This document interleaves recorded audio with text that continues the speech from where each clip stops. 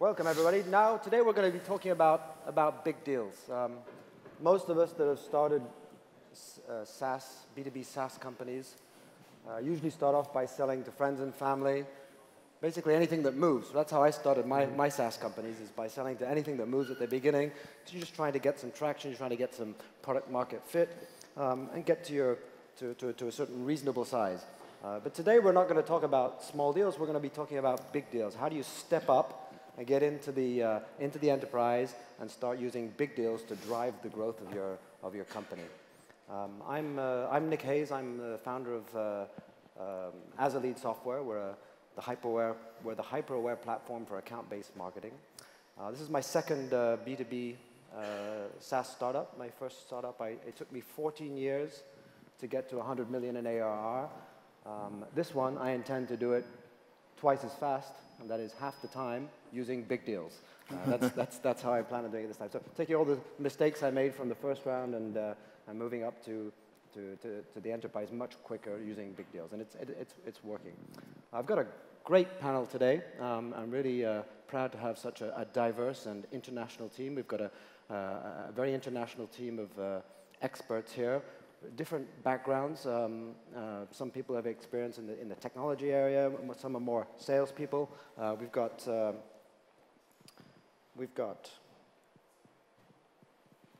got the new app here. There we go. We've got John Okeefe, John in the middle, VP EMEA at Looker. You're a next generation BI SaaS platform. Headquartered in Santa Cruz, California, and you've raised 180 million to date. You're an Irishman, based here in Dublin. Very experienced sales leader. I see you've worked at Salesforce, Nitro, and now you're at Looker. That's unusual. You've got experience in both SMB, mid-market, and enterprise. Correct. So I'm glad to have you here with that. Thank you. I see you're an early bird, what I would call an entrepreneur. I think you were one of the first employees in Europe for Salesforce and Nitro and Looker. Yeah. Yeah. So I'm going to be listening to your experience in those areas. Stan. Hi, Stan. Hi. You're director of EMEA at Intercom, a SaaS customer communications platform. Raised 115 million, and you're already at 50 million in ARR. I think that's a public figure. You're a Frenchman? Yes, I am. Yeah. Frenchman, based here in Dublin, and you've got a lot of experience in sales as well. You worked at HP, Facebook, Twitter, and you were also co-founder of Pulp. And I'm a customer of Intercom, and I started off small, and I understand that that's how you got your company off the ground, starting with early stage startups, and now I hear you're onboarding some large enterprise deals. Yes, that's the case. Yeah. And Russ, here you are, Russ. CEO and co-founder of DocSend, a content management and presentation solution for sales teams. You're American, just got in yesterday. You're based in San Francisco, and unusually you're a product guy. You're an engineer, not originally a sales guy, but now you've become one. You raised 10 million, and you started off with a self-service sales model, and now you've stepped up to 9 sales reps, I hear, maybe more.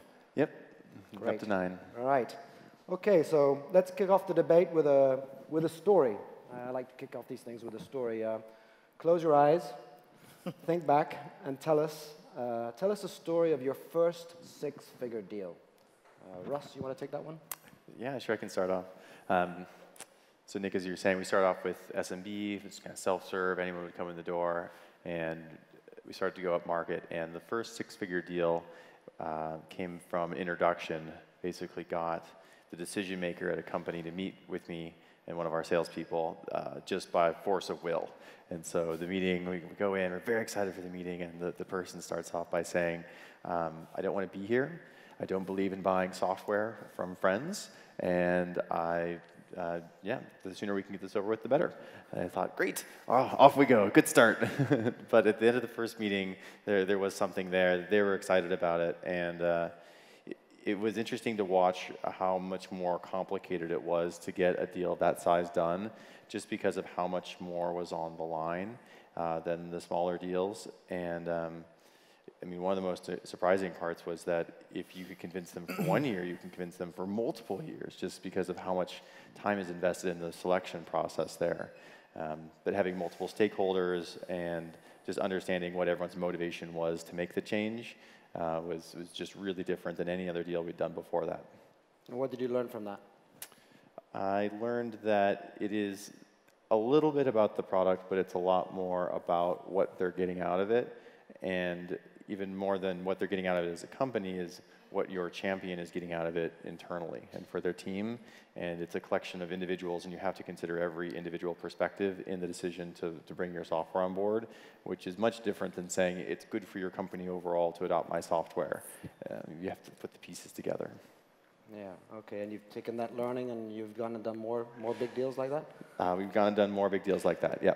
They are much longer, but they have really positive characteristics as well, just in terms of the length of the contract that you can get, as well as just the lock-in inside of the company. Thank you. Okay, John, do you remember your first big deal, your first six-figure deal? I do, very fondly. I remember the commission check anyway, that's for sure.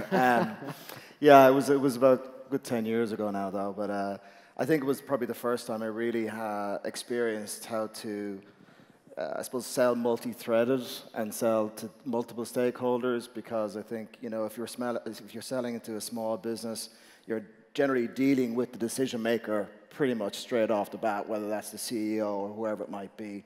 But once you sort of start getting into larger deals, you're typically having to sell to a wider group of people. And that was probably the biggest learning that I got from selling that first big deal, was the fact that I had to do multiple discovery conversations with multiple people. And then it was a case of, and we talked about earlier on, the buying decision was more of a committee-based decision. And that in itself then elongated the sales cycle as well. They were kind of the sort of things that stood out. So you talked about the commission check. Yes. How did you feel when you won that deal? Oh, fantastic. Went out and bought a BMW car, so. You mean you bought, not quite. You bought a BMW on one deal? Yeah, no, I didn't. I had to do the second one. But it was a great feeling. Okay. Stan, do you remember your first big deal? Yeah, so I think it was during my time at Facebook, so I think it was like around 2009, 2010, and it kind of confirmed to one assumption that I had at the time, that if you want to win large deal, you need to give before you take. And it was with a company, music streaming company called Deezer. They're a French competitor of Spotify, and at the time, RDO. So at the time, it was a very kind of saturated market. But we could detect that there was a huge potential with these guys, and at the time they were kind of scrappy startup, and so in order to unlock large revenue from them, we had to show them the value of how Facebook would fit in their strategy, and we had to show them that by using different solutions, such as at the time Facebook Open Graph, showing them that more than 80% of the organic traffic was coming from our platform. Then it became a natural conversation within every single stakeholder from the company, from product people to actually the CEO. So showing them that so we were bringing value to them almost for free, and now it was time to actually accelerate. So when they did their first big round, I think it was around 150 million. For them, it was totally something very comfortable to start investing quite heavily on Facebook, and we jumped from getting them to spend from 10 to 20K per month to actually spending plus $1 million per month in order to drive traffic and drive subscription to their service. So I think for me, the main moral from that deal, and still to date my kind of masterpiece, I love telling story about that deal, is that you need to give before you take if you want to unlock very large deals. Great, okay. John, you've been doing this for, what, 15, 20 years? I mean, when does a startup have to start adding enterprise sales reps? What does the team look like at the beginning, and how do you know if it's going well? I suppose the answer, it depends a little bit, which is not a great answer, I suppose, but it does depend on, first of all, I think your value proposition. What's your solution really trying to solve? What's the pain that you're trying to solve in a business? And is that applicable to a larger enterprise organization, or is it more applicable to an SMB mid-market size organization, or is it all of the above? But I think, from my experience, from looking at, working at Salesforce, Nitro, and Looker, I've got in sort of early stage with all of those companies. They all started off with SMB companies. They all started off as trying to get some wins on the board. Even if their product was maybe potentially enterprise ready, they still went after the SMB mid-market segment. And SMB mid-market depends on who you're talking to as well. What's the definition of that? Like SMB for most companies is sort of up to 50 or 100 employees. Mid-market is up to about 1,000 employees, and then enterprise is generally above that, but it varies from company to company. But I think, one of the things I noticed yesterday was, I think it was a guy called Chris, I think, from Matrix Partners. He was talking about, who's your first sales hire, how many hires you have, so on and so forth. And he talked about having that first hire being somebody who, is either sort of an up-and-coming salesperson or has already been a sales leader. And then they go and actually, I suppose, prove the concept that you can sell. Now, if that's an experienced sales leader, then guess what? He or she can probably get some quick wins at SMB mid-market, but could be opportunistic as well at the enterprise level.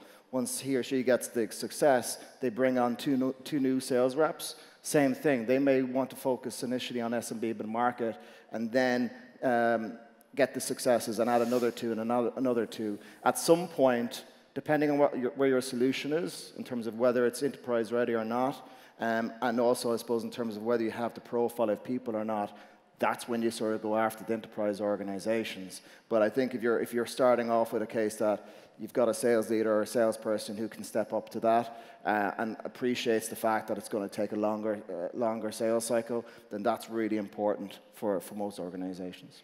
So you start off with the leader, and then you add the AEs? Yeah. Okay. And I, as I said, just based on the experience of the companies I've been with, Salesforce is a huge company now, large enterprises. But guess what? They started off as being a very small company who was just purely focused on Salesforce automation. That's all it was. It was very, very simple. A glorified contact management system. Hopefully there's nobody from Salesforce here. But essentially that's what it was. And we sold essentially to sales managers. But over time, that product evolved and it became a platform. And guess what? You started selling to customer service people, marketing, product people. And before you knew it, you were then going to that multi-threaded, larger sales cycle. Russ, what are your two pieces of advice of going from small deals to big deals? Well, in watching our team make this transition, one of the first things we had to do is just slow down the sales process. So that would be my first piece of advice. Don't be in a hurry. You got to figure out why they would specifically buy your solution. It's not the same as just answering their questions and then they're going to sign. And if you rush the steps together, or you try to compress the sales cycle, it's not going to end well for you. So slow things down. And then I would say the second thing is understand the agenda of the person you're selling to. Like, what are they actually going to get out of it? And when you find someone who does have something they're going to get out of it, and you can articulate that back to them, then you've got your champion, and they really help you get the deal done. And you can't do that on your own from the outside. You really need someone on the inside to help you get the deal closed. Okay, so it's about consensual selling. You talk about the champion, you talk about the other people's agendas. It's really about being able to deal with multiple people within the organization. Multiple people, yeah, and as we were saying earlier, you might have to go do multiple discovery calls, but you still don't have a seat at that table. You kind of need someone to be in your corner when that consensus decision making happens. Okay, somebody mentioned the product earlier. I mean, does the product need to be different when you're selling to the enterprise? Does it really have to be different, or is it just bullshit? Take it, sir. Yeah, so it has to be slightly different. So at Intercom, we are not going to customize our product in order to close larger deal, but in terms of data protection and security checks that we need to provide, yes, we will go a little bit further down the line. We'll work on custom plans. So that's the type of things that we have in mind. But it's more about the method to sell that's be slightly different, and on the product side, yes, it depends on what's the philosophy of your company. But on our side, we believe that the version that a small business would be using of Intercom should be the same as the version of Intercom that a large company should be using. So security requirements. Has anybody actually gone and checked your security, or is it just a check the box on the slides? So I think it's more about working with procurement team, with compliance, just to make sure that on our side we fully covered in terms of the requirements that they have in order to get us as an official certified supplier. Russ, you ever been checked out by the security teams? Yeah, the first time someone asked us for InfoSec policy, I had to go Google for that. I was like, what is that? Like, yes, of course we have that, but we probably need to get that. But yeah, these security requirements go up a lot as you go up into larger and larger companies. And they really do check. They really do check, yeah. In the first large deal that we did, they actually, during the information check, asked us if they could come by our office and do a security review and kind of go over it. And we said, oh, we'll come by your office. Don't worry. We don't trouble you. And they said, no, we're coming by your office. You do have an office, right? And so they're going to come and kick the tires. Yeah, exactly. I think it's also got to do with the pricing model associated with the product, because if you've got a product that's a platform solution, then again, it could be a case of that you take a Salesforce, for example, where they started off as being a very simple solution. Therefore, it was very much selling to a sales department, for example, right? And it was a per-user basis. Nitro was different in the sense that it was more of a commodity, let's say, because it was PDF software, but the whole pricing model was based on going wide and going wall to wall in any company, so enterprise companies. That's how we generated the six-figure sums there. Salesforce, it was based on going multiple departments, but pure user-based, right? And then at Looker, it's a little bit of a combination of both. We've got a platform fee, which includes 10 users, and then also has a per-user pricing model as well. So I think when you combine the product and the pricing model, that kind of somewhat determines how you can go after some of those bigger deals, because you need to have that kind of platform solution to have those wider, bigger conversations, and then the pricing associated to that has a huge impact on whether you can get six-figure sums or not. Something that is a new trend that is also kind of starting in the Bay Area. I don't know if you've been impacted by that, but yeah, security check are now the norm, but also now they will require employee background check. So make sure that you hire the right people, because if someone had an issue with the law previously, that might completely block one of your deals. Yeah, we had to do that as well. Everyone has to get a background check. Interesting. How has enterprise buying changed over the last, say, 5 years? Stan, how would you say it's changed? Yeah, so I think one of the fundamental change that happened is that the behavior of the decision maker is slightly changing. So you still have, in terms of persona of buyers, you still have the kind of traditional type of person that will follow compliance and procurement kind of product roadmap. But there is a big shift happening in terms of millennials now being in charge of decision for large organization. And it has pretty radical impact in a positive way, because when someone, for a large organization, someone will be born after 1980, the way they think at working closely with a new partner, it's all about a partner on going on a journey together. So make sure that your company has a strong social values, that you've got a clear mission that you can articulate to them. Because just having the best product, being cheaper than your competitor, or having your product being more efficient, now it's not enough. It's all about how you package the vision of your company, and also how you interact and communicate with decision maker. At Intercom, we leverage a lot messaging, so we communicate a lot using our messaging platform. We leverage video contents that we make ourselves using our own phone or laptop camera. It has to be homemade, it has to be authentic, and that's the way we'll kind of communicate with them. We don't do mass emailing, we don't do cold calling. So it's a kind of different shift in terms of how you communicate and engage with your prospect. Okay, so the buyers have changed. What do you need from marketing? Tell me, you sales guys, what do you need from marketing to be successful today in the enterprise? Russ, you want to take that one? Yeah, the role of marketing can be, I think of it as like two important things for the enterprise. One is just the top of funnel, like creating the demand that's there. But for enterprise, it can often be just that relationship. And what marketing can really help you with in that scenario is arm your sales team with the right stories and the right information, so that they go in prepared to be able to do that deal. And that can be basically putting together customer stories or just giving them the right language, the right material to be able to sell successfully in the enterprise. But it is a lot more relationship driven. I think top of the funnel is important for sure for enterprise in terms of building the brand, right? Because a lot of enterprise companies buy based on the brand awareness, right? And guess what? A lot of startups and small businesses don't have that brand, right? So that's, if you're getting a marketing person in, then that's something that they're going to have to be focused on. You can build brands lots of different ways, whether it's through social media, whether it's through content, through events, and so on. There's an investment there for sure. But I think also, you know, it's a matter of one of the quickest ways of actually building that brand, and one of the value that marketing can bring is, I suppose, is once you start getting some customers, get some case studies, get customer stories on paper, on video, whatever it doesn't matter. But guess what? Customers will buy almost from other customers, if you know what I mean, and that makes a huge impact as well, and that's where marketing can add a hell of a lot of value. Stan, what about you?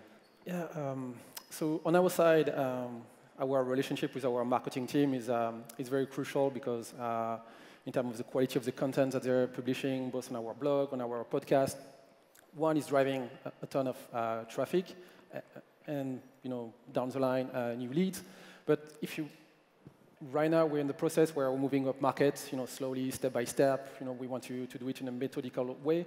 So the way we look at things is that first we leverage, so our marketing team will leverage third-party data from companies like, you know, Clearbit or DataNice. So we know exactly if we want to go, let's say, you know, like in the fintech vertical, who do we need to speak with, who are the decision maker, what's the product stack that they're using, so we can compare ourselves to our competitor. And based on that, share with them the relevant content through advertising. So we create segment audiences on Facebook, Twitter, LinkedIn, and we share relevant content if we're targeting CTOs versus if we're targeting a CMO. So different type of kind of communication styles that we have with both of them. And the goal here is to boost our brand awareness before my team will start reaching out to these people. So we kind of leave 2 to 3 weeks of advertising campaign running, and then that's when we identify that traffic is significant coming from a specific company, then we decide to go after or not. So we want to be, you know, very kind of almost scientific with the way we do outbound. Okay, we have some time left over to take some questions from the room here. I see there's a bunch of questions here. I like that one there. Are there any stories about losing a big deal? What did you learn from that? Anybody want to take that one? Stan will take that one. Well, first of all, it happened every single day, so that's the norm. But something that we just started to do within my team is that a couple of weeks ago, we lost a pretty significant deal. We were working on a large deal with a kind of traditional airline. So it was almost like 4 to 6 months working on an RFP and moving up the food chain in order to speak with the right decision maker. And at the end, we lost against one of our competitors. But you know, I think salespeople, we're usually really good at bragging when we win a new deal, but we're terrible at actually sharing the lessons that we learn when we lose a deal. And something we started to do is that a couple of weeks ago when we lost that deal, every Friday, the entire company will meet in our restaurant where our engineers will talk about new products that we're going to ship, new features, and so on. And so we decided to share also with the entire company large deals that we're losing, why we lost that deal. So what happened on the product side, what were the product requirements that were missing, on the legal side, what was missing, and so on. What did we learn in terms of the way we should have approached the problem, how we should have pitched them. So I think that's key for the entire company to also learn what's working, but more important, what's not working, so everybody can grow and learn quickly. Okay. Be wary of happy ears. Sales guys love having, you know, have happy ears, and they listen to all the good stuff that somebody's going to tell them. And normally it's just one person. So if you see that happening, nip it in the bud. If you had one book to recommend to read, what would you recommend, Stan? On my side, so it's not really a traditional sales book. It's a book called Delivering Happiness. It's from the CEO of Zappos, which is an online retailer. They're selling shoes, and they were acquired recently by Amazon for, I think, a couple of years ago. They were acquired for $1 billion. But what I found very interesting in that book is that it doesn't matter what the method that you're using in order to sell, but it's all the kind of small element, all the small human interaction, all this kind of small added values that you bring to the person that you have in front of you when you're negotiating that actually matter at the end, especially when your product or the service that you're selling is pretty similar to your competitor. So it's all this kind of like small added value that you can bring to any deal. What book would you recommend, John? Essentialism. It's a book by a guy called Greg McKeown. It's not necessarily a sales book, but it's very much around productivity. It's how to maximize your time and so on, and that's my Bible. If there was anybody who wants to read a specific sales book, then I would definitely recommend Challenger Sale. How about you, Russ? Probably Robert Cialdini and the Psychology of Persuasion. Not a sales book as well, but it has a lot of elements of how persuasion happens. Okay, great. Thank you. Well, we'll end on that note. I could say, as an ending note, I can say that big deals are, 3 times harder, but they're worth 10 times more. Thank you. Thank you very much for helping and sharing this today. Thanks.